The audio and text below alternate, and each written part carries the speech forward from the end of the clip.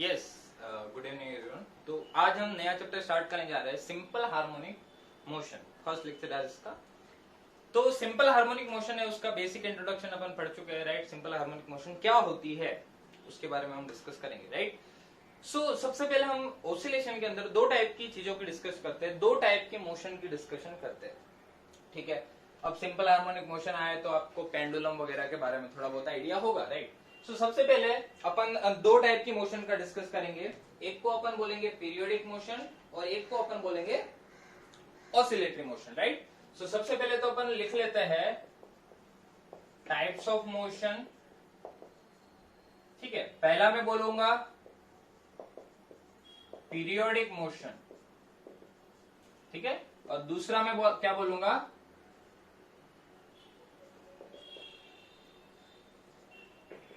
oscillatory motion. Now let me tell you what is periodic motion and what is oscillatory motion. जिनको नहीं पता है, जिनको पता है वो अच्छी बात है, नहीं पता है देख लेते हैं। What is periodic motion? So periodic motion is the motion in which the particle will repeats its motion after equal interval of time. ठीक है, एक इक्वल इंटरवल ऑफ टाइम के बाद पार्टिकल जो है अपनी मोशन जो है उसकी मोशन पीरियोडिक है, हर एक इंटरवल के बाद उसकी मोशन वापस रिपीट होगी, तो इस टाइप की मोशन को हम बोलेंगे पीरियोडिक मोशन, ठीक है। Particle will repeat the motion after equal interval, right. अगर मैं फॉर एग्जांपल तुम्हें पूछ लू तो यहाँ पे सन है और उसके आसपास अर्थ है, तो मान लो भाई 24 घंटे में दिन खत्म होता है, तो राइट, तो ये एक टाइप की पीरियोडिक मोशन हो गई कि एक पर्टिकुलर टाइम के बाद जो अपना मोशन है वो रिपीट हो रहा है। Such kind of motion is known as periodic motion. Uniform circular motion है, that is also the example of periodic motion. एक पार्टिकुलर सर्कुलर मोशन करता है, right. And if I talk about oscillatory motion, it is similar, but oscillatory motion specially हम define करते हैं to and fro motion. जो to and fro motion रहती है, इस टाइप की मोशन को हम बोलते हैं ऑसिलेटरी मोशन। बहुत टाइप की ऑसिलेटरी मोशन आती है और ऑसिलेटरी मोशन का ही एक टाइप है सिंपल हार्मोनिक मोशन, ठीक है।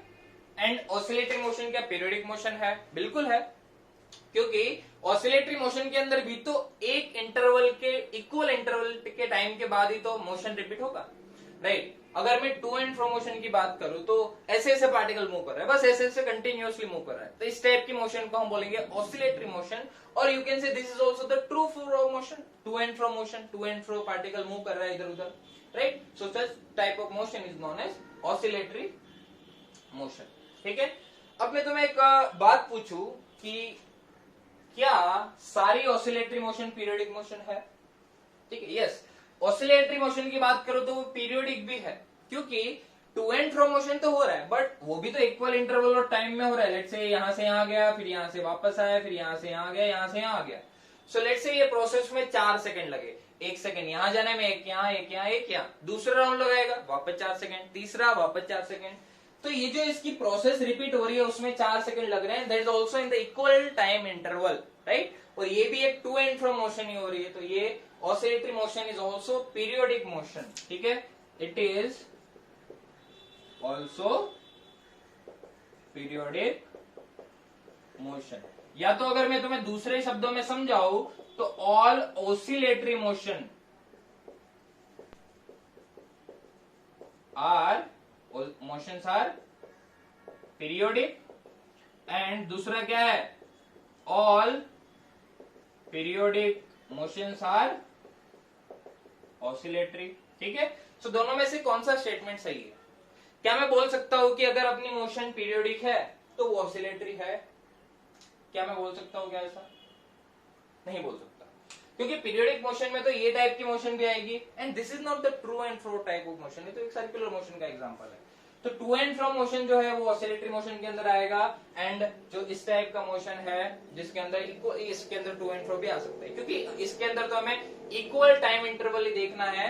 So all the oscillatory motions are periodic, but all periodic motions are not oscillatory. So ये स्टेटमेंट सही है और ये स्टेटमेंट गलत है, या तो दोनों सही भी फॉर्म में आप लिख सकते हो कि all oscillatory motions are periodic but all periodic are not oscillatory, इसके अंदर लिखा है मैंने ऑल पीरियोडिक आर ऑसिलेटरी, ठीक है, जो एक फॉल्स स्टेटमेंट है, राइट। तो ये बस इन दोनों के बीच में अपन को एक डिफरेंस पता होना चाहिए, बेसिक, और कुछ नहीं, ठीक है भाई। तो ये भाई टाइप ऑफ मोशन आ गई, oscillatory motion and periodic motion. अब हम पूरे चैप्टर के अंदर सिर्फ और सिर्फ ऑसिलेटरी मोशन का ही डिस्कशन करेंगे, राइट। और हम अभी के लिए ऐसा मानेंगे, जैसे ये था, तो अभी के लिए ऐसा मानेंगे, ऐसा कब होगा, इक्वल टाइम इंटरवल में अपना मोशन कब रिपीट करेगा। जैसे पेंडुलम क्लॉक है, पेंडुलम क्लॉक अपने मोशन इक्वल टाइम इंटरवल में रिपीट करती है, तो ऐसा कब होगा, जब उसकी एनर्जी का कोई भी लॉस नहीं हो रहा है।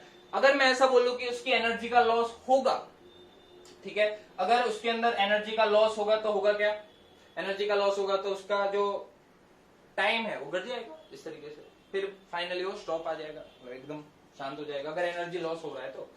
बट हमें अभी के लिए, जब तक चैप्टर का एंड नहीं आता, लास्ट में मैं डैम्पिंग ऑसिलेशन पढ़ाऊंगा, उससे पहले तक हम एनर्जी लॉस कंसीडर नहीं करेंगे। तो सबसे पहले हम बात करेंगे ऑसिलेटरी मोशन की। तो ऑसिलेटरी मोशन का एक जनरल इक्वेशन है, जनरल इक्वेशन ऑफ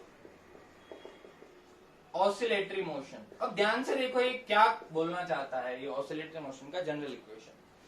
इसका एक जनरल इक्वेशन रहता है फोर्स का, राइट, कि जो फोर्स है वो डिस्टेंस के कुछ फोर्स और डिस्टेंस के बीच में कुछ रिलेशन है, and that is equal to minus k x power n, where k is constant, right. अलग अलग केस में कांस्टेंट अलग अलग हो, स्प्रिंग फोर्स की वैल्यू भी F is equal to k x होती है, राइट, पता होगा। और यहाँ जो एन है, ये एन की वैल्यू होती है सारी ऑड नंबर 1 3 5 7 जो भी है, ठीक है।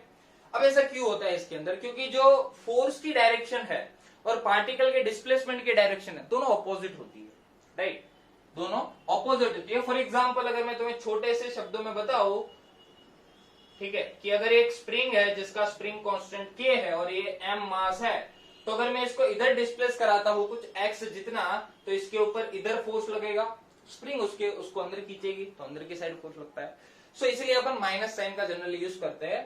सो अगर अपन ऐसा बोले कि x अगर पॉजिटिव है, अगर x पॉजिटिव, अगर पॉजिटिव डायरेक्शन में x हो रहा है, इन द सेंस कि अगर मैं डिस्प्लेसमेंट है वो पॉजिटिव x में करा रहा हूं, तो फोर्स कौन सी डायरेक्शन में लगेगा बच्चों, नेगेटिव x में, नेगेटिव डायरेक्शन में लगेगा। देख लो इधर, x अगर पॉजिटिव रहा, ठीक है, n तो अपना क्या है, E1 है, तो ये तो भाई पूरा पॉजिटिव ही रहेगा। अगर ये सॉरी ऑड है तो भी, अगर ये पॉजिटिव है तो वो पॉजिटिव रहेगा, तो f नेगेटिव आएगा। बट अगर x नेगेटिव होगा तो देखो नेगेटिव की ऑड पावर क्या हो जाएगा, पॉजिटिव, सॉरी नेगेटिव, राइट। सो फिर वो नेगेटिव नेगेटिव क्या बन जाएगा बच्चों, पॉजिटिव बन जाएगा। तो ये वाली अपनी बात आ गई कि जब x पॉजिटिव होगा तो f नेगेटिव होगा, और x नेगेटिव होगा तो f पॉजिटिव होगा, right. So this is the general equation of oscillatory motion. अब इसी ऑसिलेटरी मोशन के ही मैंने बताया था, जो सिंपल हार्मोनिक मोशन जो हमारा चैप्टर है, ये जो मोशन है that is the type of oscillatory motion. समझ में आ रहा है ना, that is the type of oscillatory motion, ठीक है। सो अगर मैं ऐसा बोल दूं कि ये जो इक्वेशन है, अगर मैं यहां पे लिखूं equation of SHM, simple harmonic motion की इक्वेशन अब हम लिखेंगे, ठीक है। सिंपल हार्मोनिक मोशन की इक्वेशन क्या होती है, सो जब n की वैल्यू इस पर्टिकुलर इक्वेशन में 1 हो जाती है, तो जो तुम्हें फोर्स की इक्वेशन मिलेगी that is the equation of SHM, right, and the equation of SHM will be F is equal to minus time kx. This is known as the general equation of SHM. Force is equal to minus times kx. x और force के बीच में मतलब direction उल्टी है भाई, x positive होगा तो x F negative होगा, और x अगर पॉजिटिव होगा, अगर मैं इसको इधर प्रेस करता तो फोर्स इधर लगता, राइट। तो इस टाइप की बात है ये।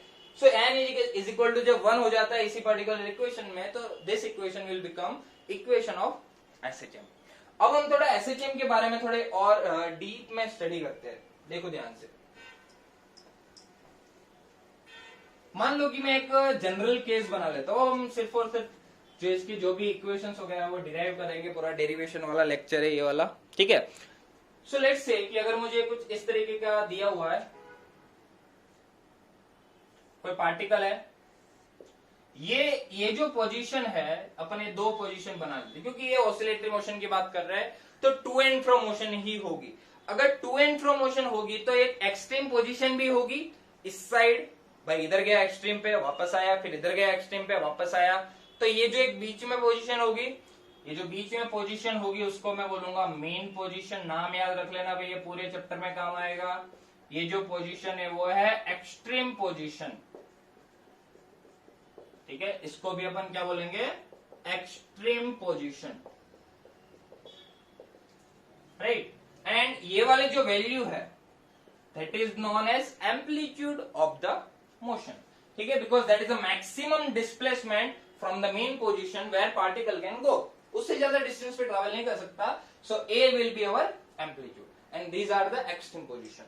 अब सोचो कि पार्टिकल अगर मेन पोजीशन पे है, वहां से मोशन स्टार्ट कर रहा है, तो पहले कहां जाएगा वो, एक्सट्रीम पे।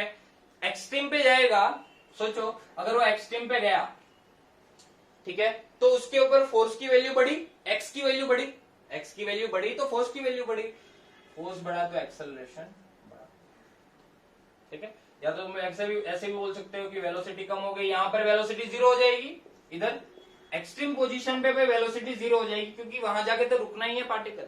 पार्टिकल मेन पे था, यहां गया, रुक गया, वापस आया, ऐसे ऐसे हो रहा है, बीच में भी रुक नहीं रहा, मैं तो बस समझाने के लिए बता रहा हूं। बीच में वेलोसिटी मैक्सिमम होगी, ठीक है, यहां पर जो वेलोसिटी है वो क्या होगी बच्चों, मैक्सिमम होगी, तो पार्टिकल ऐसे गया, जीरो होगी, maximum zero, maximum zero, maximum zero, maximum zero, direction बस चेंज हो जाएगी। उसी तरीके से जब यहां से यहां आएगा तो एक्स घटा, फोर्स घटा, फोर्स घटा तो एक्सेलरेशन घटा, तो वेलोसिटी यहां पर क्या होगी, वेलोसिटी बढ़ेगी, क्योंकि यहां तो वेलोसिटी जीरो है, उससे तो भाई क्या ही कम होगा, वेलोसिटी बढ़ेगी मैग्नीट्यूड, है ना। फिर इधर जाओगे तो वापस वेलोसिटी क्या हो जाएगी बच्चों, जीरो हो जाएगी, एक्सेलरेशन क्या होगा बच्चों, बढ़ेगा, एक्सेलरेशन बढ़ेगा, वापस इधर आया तो एक्सेलरेशन घटेगा, यहाँ पे वेलोसिटी जीरो हो गई, यहाँ पर वापस वेलोसिटी बढ़ेगी, यहाँ पर वेलोसिटी घटेगी। तो पहले तो तुम्हें ये चीज मैंने जो लिखी है वो समझ में आनी चाहिए कि यहाँ पर हो क्या रहा है। यहाँ पर एक मेन पोजीशन है, मेन पोजीशन पे पार्टिकल की जो वेलोसिटी है that will be maximum, then extreme position पे है, वहां पर पार्टिकल की वेलोसिटी हो जाएगी जीरो, और एक्सेलरेशन का रिलेशन अपन लिख ही सकते हैं फोर्स के हिसाब से, राइट। एक्स की वैल्यू बढ़ी तो ऐसा समझो फोर्स की वैल्यू बढ़ गई, फोर्स की वैल्यू बढ़ गई तो एक्सेलरेशन बढ़ गया, राइट। सो ऐसे जाओगे तो एक्सेलरेशन बढ़ेगा, ऐसे जाओगे तो एक्सेलरेशन घटेगा, वापस बढ़ेगा, वापस घटेगा। वेलोसिटी तो क्लियर है भाई, यहाँ जीरो, यहाँ जीरो, यहाँ मैक्सिमम, फिर यहाँ से यहाँ जाए घटेगी, यहाँ से यहाँ बढ़ेगी, यहाँ से यहाँ घटेगी, यहाँ से यहाँ बढ़ेगी, राइट। सो ये एक बेसिक बात होगी एसएचएम के अंदर की इस टाइप की चीजें होगी। अब जो पार्टिकल मूवमेंट कर रहा है, इसके अंदर जो पार्टिकल मूवमेंट हो रही है, लेट्स से कि अपन एक सिंपल सा डायग्राम बना लेते हैं। इसके अंदर ये मेन पोजीशन है और ये है एम्पलीट्यूड, इसको बोल दो ए और इसको बोल दो -a, और ये है x इज इक्वल टू 0, ठीक है, x इज इक्वल टू 0। और अपना जो पार्टिकल है वो यहां पे है initially, t is equal to 0 पे पार्टिकल 0 पे नहीं है, कहीं x0 पे है, x0 पे मान लो भाई, x0 पे है, और उसकी जो वेलोसिटी है वो v है। भाई ऐसा जरूरी थोड़ी है कि x0 से ही मोशन स्टार्ट हो, कहीं से भी हो सकती है, right. So let's say particle है वो इस पॉइंट पे है, वो उसकी स्पीड है वो इस डायरेक्शन में है v, t is equal to 0 के ऊपर, तो हम उसके ऊपर जितनी भी इक्वेशन हमें काम आएगी वो लिखेंगे। तो यहाँ पर देखो एक्सेलरेशन है, वेलोसिटी, मैं देखो इसको मिटा रहा हूँ, है ना, तो इसको बस लिख लेना। मैं तुम्हें बस इतना बताऊंगा कि इसके अंदर हमें क्या क्या चीजें जरूरत रहेगी। जैसे पार्टिकल अगर मोमेंट कर रहा है तो उसकी पोजीशन हर एक टाइम पे अलग अलग होगी, तो उसकी पोजीशन फाइंड आउट करने के लिए हमें रिलेशन चाहिए x वर्सेस t का। अगर x और t का रिलेशन होगा तो टाइम के रिस्पेक्ट में उसकी पोजीशन मिल जाएगी। उसी तरीके से वेलोसिटी वर्सेस टाइम का ग्राफ भी चाहिए और पोजीशन भी चाहिए, राइट। और xt vt का भी चाहिए, vt का रिलेशन भी चाहिए वेलोसिटी टाइम का। उसी तरीके से एक्सेलरेशन टाइम का चाहिए कि टाइम के साथ एक्सेलरेशन कैसे वेरी करेगा। उसी तरीके से velocity acceleration xt vt at then x into a, x का रिलेशन, या ax भी लिख सकते हो इसको, ax का रिलेशन, vx का रिलेशन एंड va का रिलेशन। अगर तुम्हें याद आ रहा हो तो काइनेमेटिक्स के अंदर ऐसे 6 रिलेशन बताए थे अपन ने, ठीक है। इन 6 रिलेशन में से एक दूसरे में जाना तुम्हें आना चाहिए। तो अपन को तो यहाँ क्या करना है, इनके बीच का रिलेशन निकालना है, पोजीशन टाइम के बीच का, वेलोसिटी टाइम के बीच का और एक्सेलरेशन टाइम के बीच का, राइट। तो ये डायग्राम अपन मिटा रहा है, ठीक है। चलिए सो भाई अपनी जो सिंपल हार्मोनिक मोशन है, ये वाली मोशन जिसके अंदर फोर्स जो है that is equal to minus k x, अब उसी के बारे में हम डिस्कस करेंगे लास्ट तक, F is equal to minus k x. तो अपन सबसे पहले देखते हैं कि कौन कौन से रिलेशन अपन निकाल सकते हैं, सारे के सारे अपन को इस लेक्चर के अंदर सीख लेना है, राइट, सारे के सारे रिलेशन। सो अपन स्टार्ट करते हैं, हमारा जो बेसिक इक्वेशन है F is equal to minus k x. Force को मैं क्या लिख सकता हूं, अगर ये पार्टिकल है उसका मास है m, तो force will be equal to mass into acceleration, that will be minus k x. So acceleration of the particle will become k by m into x, and one more thing, I'll write this k by m as omega square। ये जो omega square है उसकी value क्या होती है बच्चों, k by m, which is the angular frequency, जानते ही होंगे एंगुलर फ्रीक्वेंसी को। तो यहां से अपने को ओमेगा मिलेगा root k by m, omega is equal to root k by m, right, बहुत ही इजी। सो ओमेगा और इसके बीच में रिलेशन आएगा तो भी हम समझ सकते हैं, और आगे जाके तुम्हें टाइम पीरियड फाइंड आउट भी करना पड़ेगा, राइट। सो अगर मुझे ओमेगा मिल गया root k by m, where k is the constant, m is the mass of the body, so omega को क्या लिख सकता हूं बच्चों, 2 pi by t, 2 pi by time period is equal to root k by m। So यहां से time period भी आ जाएगा तुम्हारा 2 pi under root m by k, इसको हम बहुत बार यूज करेंगे, राइट। तो yes, t is equal to 2 pi under root m by k। Now let's talk about a is equal to minus omega square x, so that is the relation between a versus x, right? So ये अपना पहला relation आ गया a और x के बीच में, ठीक है। अब इसी का यूज करके अपन आगे के रिलेशन निकालने की कोशिश करते हैं, राइट। सो हमें a दिया है, x दिया है, अब और कहां जा सकते हैं, तो देखो ध्यान से, अगर मैं इसको dv by dt लिखूं तो एक टाइम आ जाएगा और x भी है, राइट, तो 3 वेरिएबल हो जाएंगे। तो कुछ ऐसा सोचो, a को अपन लिख सकते हैं v dv by dx भी, अगर तुम्हें याद हो तो एक्सेलरेशन को लिख लेते थे dv by dt, सो इसको ऐसे भी लिख लेते हैं dv by dx into dx by dt, and this dx by dt is equal to v, so I can write down v dv by dx, that is equal to acceleration of the particle, right? So this is equal to minus omega square x. Now this v dv will become minus omega square x dx, and दोनों side integration, right. And ये जो velocity है और x है उसकी limit भी हमें put करनी पड़ेगी, राइट, राइट। सो देखो लिमिट पुट करते हैं, तो इनिशियली जब t इज इक्वल टू 0 था तब इनिशियली x की वैल्यू क्या है भाई, x नॉट, और तब पार्टिकल का जो वेलोसिटी है वो अपन ने माना है v है, राइट। और जब वो एक्सट्रीम पोजीशन पे पहुंच जाएगा तब उसकी वेलोसिटी क्या हो जाएगी, 0, इसलिए हम एक रेफरेंस के लिए एक्सट्रीम पोजीशन को मान लेते हैं, राइट। सो यहाँ पर अगर x नॉट है तो जब वो एक्सट्रीम पोजीशन पे जाएगा तब उसका डिस्प्लेसमेंट जो है x की वैल्यू क्या हो गई, अब तो a हो गई ना। अभी देखो ये वाली वैल्यू x नॉट के बराबर थी, अभी यहां पहुंच जाएगा तो ये वाली वैल्यू कितनी, a के बराबर, एम्पलीट्यूड के बराबर हो जाएगी, right. So this will be the limits of x, और v की लिमिट क्या हो जाएगी, यहाँ पर वेलोसिटी है v नॉट या v, राइट, और यहाँ पर वेलोसिटी क्या है उसकी 0 है, राइट। तो बस अपन को लिमिट पुट करनी है बस, तो ये v dv का क्या हो जाएगा भाई, v स्क्वायर बाय 2, जानते हैं भाई बहुत इजी है, लिमिट v से 0, ये पूरा डेरिवेशन 5 मार्क्स में आता है, टू बी वेरी ऑनेस्ट, पूरा, ठीक है, सारे के सारे रिलेशन तुम्हें निकालने को बोलेंगे। तो पहला तो ये है ही, दूसरा आ जाएगा यहां से देखो minus omega square common, x का x square by 2, and this will be x not and this is a, so this will be 0 रखोगे तो 0 square minus v square divide by 2 is equal to minus omega square, 2 भी बाहर, and this will be a square minus x not square, right.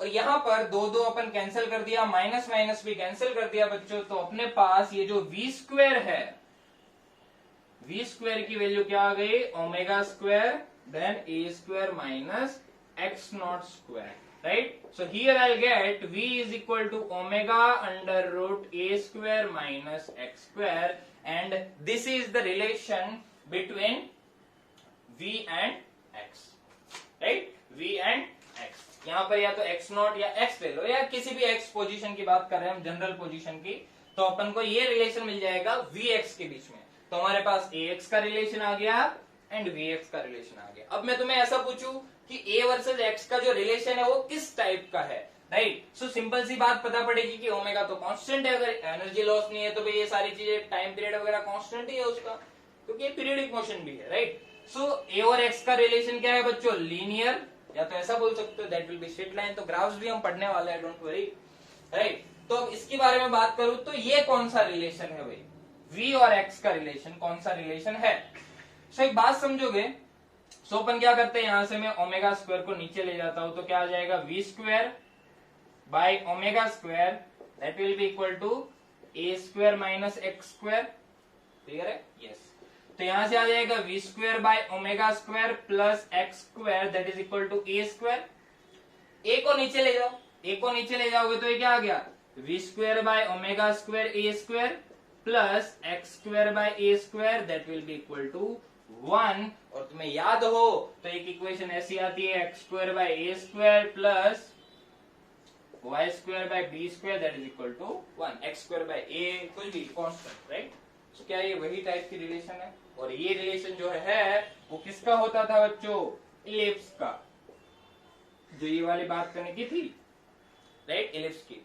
तो ये जो ellipse है उसी की इक्वेशन है। तो तुम्हें ऐसा भी एक मार्क्स में पूछ सकते हैं, what is in SH in simple harmonic motion what type of graph we obtain by the relation v versus x। तो v वर्सेस x का तो रिलेशन तो ये है, बट ये जो ग्राफ है उसको थोड़ा और आगे कन्वर्ट करोगे so that becomes ellipse, equation of ellipse. तो ये v वर्सेस x का काम भी अपना हो गया। तो दो काम अपने हो गया भाई, तीसरा काम करना है, कोई दिक्कत नहीं है।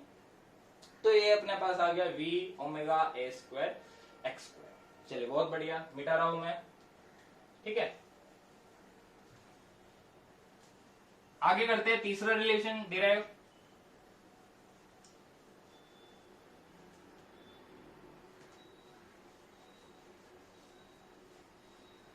बहुत आसान है भाई, तुम्हें थोड़ा बहुत डिफरेंशिएशन इंटीग्रेशन देखना है, ठीक है। तो भाई v की वैल्यू क्या आ गई, omega under root a square minus x square. तो ये v वर्सेज x का है, तो vx से हमें क्या मिल सकता है भाई, vx को v को लिखो dx बाई dt, तो वहां से xt आ जाएगा, xt को डिफरेंशिएट करोगे तो vt आ जाएगा, s को डिफरेंशिएट करोगे तो ये आ जाएगा, फिर एक दूसरे में वैल्यू सब्स्टिट्यूट करोगे तो v और a का भी आ जाएगा, राइट। तो सबसे पहले इस a को मैं v को क्या लिखूंगा बच्चों, dx by dt।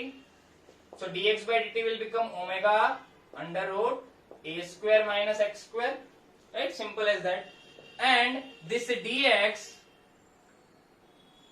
that will be equal to omega into dt, dt इधर गया और x वाली टर्म नीचे लेके आ गया मैं, तो आ जाएगा under root a square minus x square. अब देखो तुम्हें थोड़ा यहाँ पर इंटीग्रेशन का यूज करना पड़ेगा, इसके बारे में मैं बता देता हूँ। अगर तुम लोगों को इस टाइप का इंटीग्रेशन आता है dx under root a square minus x square, right. So इसका जो इंटीग्रेशन है वो होता है sine inverse x by a plus c, right. Limit दिया तो पुट कर सकते हैं, बट इसका जो इंटीग्रेशन है वो ये आएगा।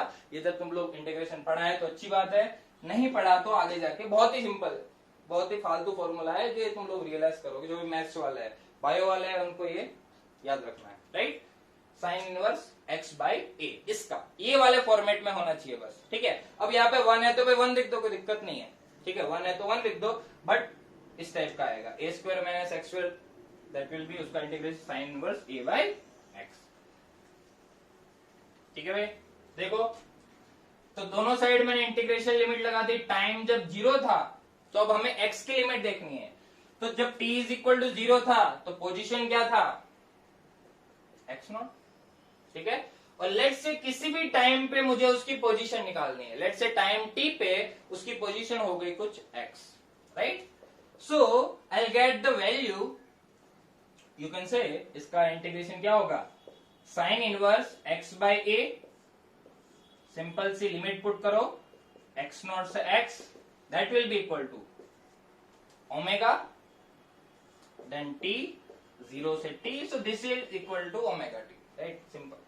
और ये क्या आ जाएगा बच्चों, sine inverse x by a, पहले x पुट करो, x की लिमिट है ना ये, तो पहले x की जगह x रखो, फिर minus sine inverse x0 by a, simple, ठीक है, बस इसकी जगह पुट करो and this is equal to omega t. ध्यान से देखोगे तो ये इक्वेशन अपनी बन जाएगी sine inverse x by a that will be equal to omega t plus sine inverse x naught by a. और अगर अपने को पता है अगर sine inverse x equal to y है तो x को क्या लिख सकते हैं बच्चों, साइन y। ठीक है, जानते हैं अपन। तो इसको मैं क्या लिख सकता हूं, x बाय ए को x by a will become sine, भाई सुना होगा ना, sine inverse 1 is equal to pi by 2, इसको उधर ले जाओ, sine pi by 2 that will be equal to 1, right, ये वाली बात। तो x बाय ए की वैल्यू देखो क्या हो जाएगी, x बाय ए की वैल्यू हो जाएगी साइन, देखो तुम्हें देखे देखे लगेगी equation, omega t plus sine inverse x not by a and the value of x is a sine omega t plus sine inverse x not by a. अब देखो मैं जो x नॉट बाय ए है उसका थोड़ा और स्टडी तुम्हें करवाता हूँ। What is this x not by a? This x not by a came because of this x not which is the initial position. ठीक है, ये नहीं आता अगर x नॉट की वैल्यू 0 होती। x not is the initial position at t is equal to 0। अगर particle यहां से अपनी पोजीशन स्टार्ट करता है तो x नॉट की वैल्यू 0 हो जाएगी, तो इस टर्म की वैल्यू अपने आप 0 हो जाएगी। तो ये जो टर्म है इसको अपन बोलेंगे इनिशियल फेज।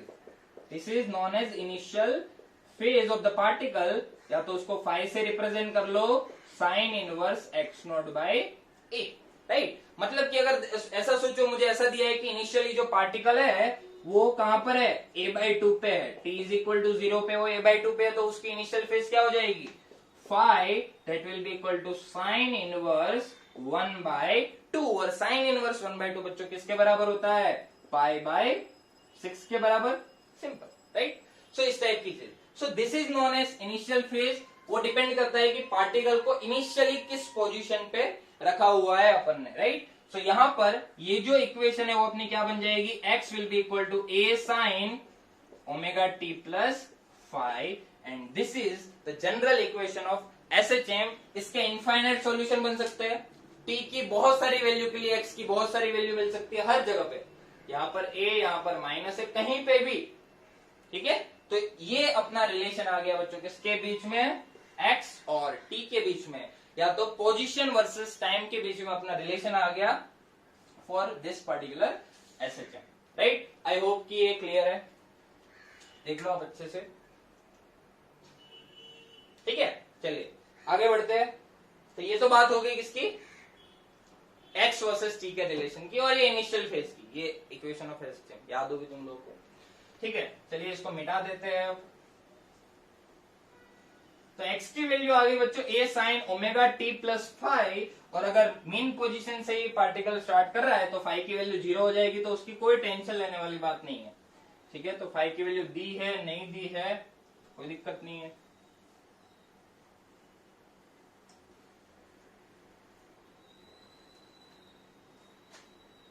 राइट। यस, बाकी के रिलेशन कराता हूं।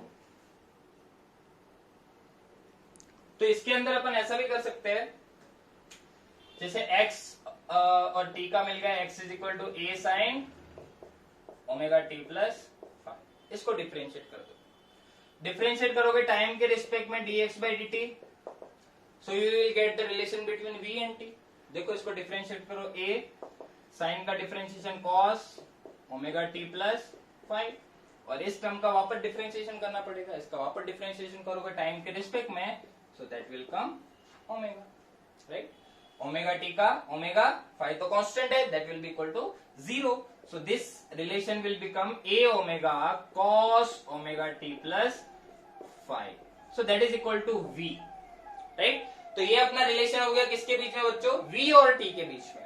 और अगर इसको मैं एक बार और डिफरेंशिएट करूं, v को डिफरेंशिएट, तो ये आ जाएगा dv by dt and that will be equal to a omega तो रहेगा ही, कांस्टेंट है, और cos omega t plus five का क्या हो जाएगा बच्चों, minus sine omega t plus five, और ओमेगा t का वापस डिफरेंशिएशन ओमेगा हो गया, so this will become minus a omega square sine omega t plus five, I hope it's clear.